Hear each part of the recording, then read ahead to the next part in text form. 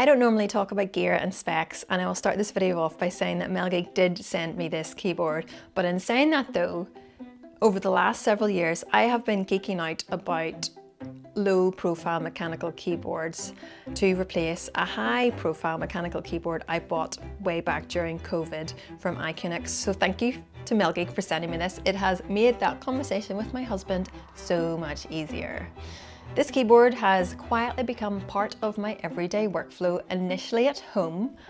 As you can see, it's not here anymore. It has now earned its place in my office at work. And this is not a tech review. I won't be listing all the specs you'd likely want to know if you're here for that and if you're really into your keyboards.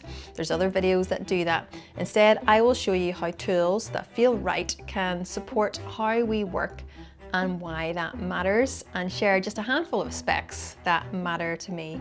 So consider this video the first video in a new series spotlighting new tools that have earned their place, not because they're flashy, but because they help me check that box literally and figuratively. Hi, if you're new here, I am Jill, and this channel is all about trying to do life right with more of a focus on work life. So if you like the vibes and you're genuinely getting value from this content, why not subscribe and hit that like button? I strive to keep my home setup minimal, just a clear surface, natural light from my bedroom window, and the Melgeek Air complemented that perfectly when it was sitting here last week with its minimal and no fuss aesthetics. At home, for me, it's all about fun, relaxing, playing with my toys. And what drew me in was not the keyboard specs, but the feel. At only 630 grams with that low profile 65% layout, it's compact and inviting. The key travel is short, so every keystroke feels smooth and tactile. And I'm going to sound really confident in this next part to make it sound like I know what I'm talking about. It even uses a linear type switch called Kiel sunlight switches, so no wear, no drift, just reliable consistency with a pleasant muted sound with a short but bouncy typing feel, comfortable for those longer typing sessions. So whether I'm jotting down notes from thoughts from work, actions from work, or doing a video outline, which is probably the most typing for me, the sound, the feel, and the aesthetic kind of keeps me wanting to sit down and come back and work and play. And I do appreciate that sort of thing.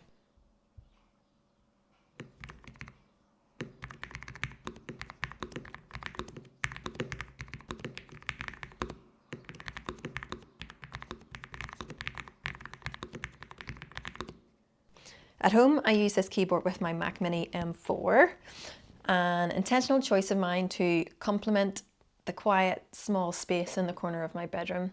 However, if you have a MacBook, the main feature in this has to be how it is designed to complement the MacBook perfectly, integrating with the keyboard. It has been designed to sit seamlessly on top of that keyboard, giving you the option for a mechanical, seamless experience.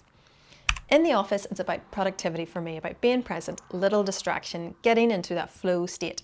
And the Melgeek keyboard has done that job beautifully over the last week. I use it with a 2.4 gigahertz connectivity, but you can use it with Bluetooth, you can use it wired.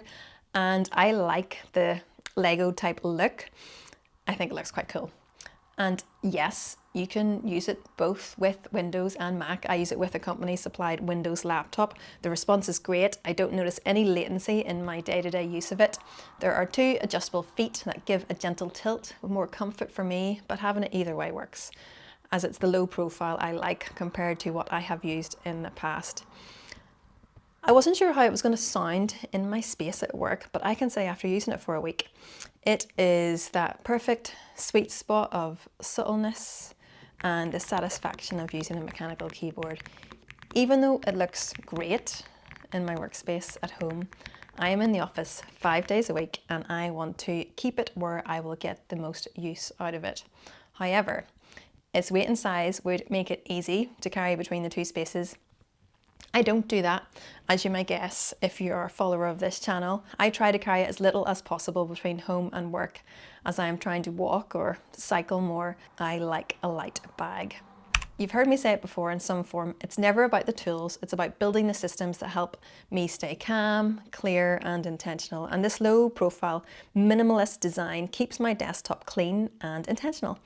The muted but satisfying switches and short travel are dependable, quiet enough for shared spaces. I would even say they would attract your neighbours' attention in a good way. Every day I try to keep things simple and chilled as possible using a single to-do list, a weekly reset rhythm, a calm calendar when possible. This keyboard doesn't distract from that. If anything, it quietly reinforces it, reinforcing the mellowness my peers get when they come into my office. And that's why I am starting this new series, sharing tools that have earned their spot, not because they're flashy, like I said before, but because they support the work. Next time in the series, I would like to talk you through my Pocket Paper Republic leather folio and how that has improved my workflow. This video wasn't about specs. There was a little bit, but it's about how the right tools help me show up every day. So what is one non-negotiable item in your workspace or your bag, the thing you can't imagine working without? Let me know in the comments. Thanks for watching. You've just seen the first tool in a new series focused on the tools that mean something for me. And I hope to see you in the next one. Bye.